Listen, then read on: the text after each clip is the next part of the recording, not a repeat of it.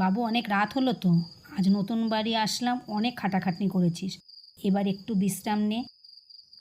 হ্যাঁ মা, এই একটু লেখা বাকি আছে।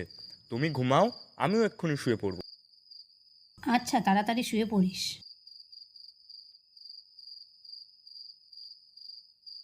নতুন বাড়িটা খুব কম পয়সায় পেয়ে গেলাম, কিন্তু কলকাতার মাঝখানে এত কম পয়সায় এই ঘর পেলাম কি করে বুঝতে পারলাম না। যাই হোক, ঘরটা বেশ ভালোই, জানলা দিয়ে বেশ বাতাস আসছে। নতুন এলেন নাকি? কে আপনি? আপনি তো মশাই ভয় দেখিয়ে দিলেন। দুঃখিত আপনাকে ভয় দেখানোর জন্য। আমার নাম রতন বাগচি। এদিক দিয়ে যাচ্ছিলাম, আপনার জানলায় আলো দেখে দেখা করতে আসলাম। তা বেশ ভালো কথা তো, ভেতরে আসুন। না না, অন্য কোনো দিন আসবো। আজ অনেক রাত হয়ে গেছে। তা বলছিলাম, আপনারা নতুন? হ্যাঁ, আজই আসলাম। বাড়িটার ব্যাপারে একটু খোঁজ খবর নিয়েছেন? না, সেইভাবে কোনো খোঁজ নেওয়া হয়নি।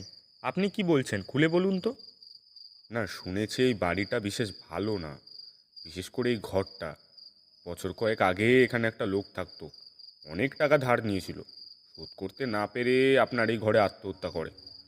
এই চেয়ারটা দেখছেন, এই চেয়ারটাতে উঠেই গলায় দড়ি দিয়ে আত্মহত্যা করেছিল। কি বলছেন মশাই, এ তো বেশ ভয়ঙ্কর ব্যাপার। এরকম জানলে তো এই বাড়ি আমি নিতামই না। কালই আমি বাড়ির মালিকের সাথে কথা বলবো। আপনি একটু সাবধানে থাকবেন।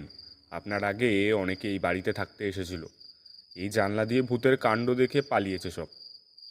আপনি সাবধানে থাকবেন। আমি আসি। ধন্যবাদ আপনাকে।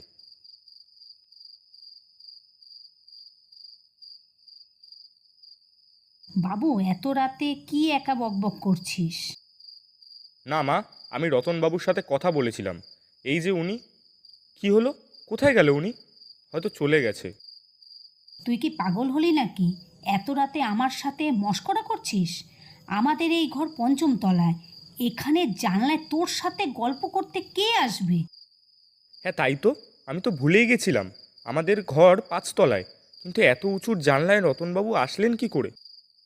সেই সব ছাড়। আজ নিচতলায় ভদ্রমহিলার সাথে পরিচয় হয়েছে। উনি বললেন এই ঘরে একজন মারা গেছেন। গলায় দড়ি দিয়ে তো? হ্যাঁ, তুই কি করে জানলি? কিছুক্ষণ আগে জানলাম। হ্যাঁ, লোকটির অনেক ধার দেনা ছিল। লোকটির নাম ছিল রতন বাগচি। কি? কি বললে মা? রতন বাগচি?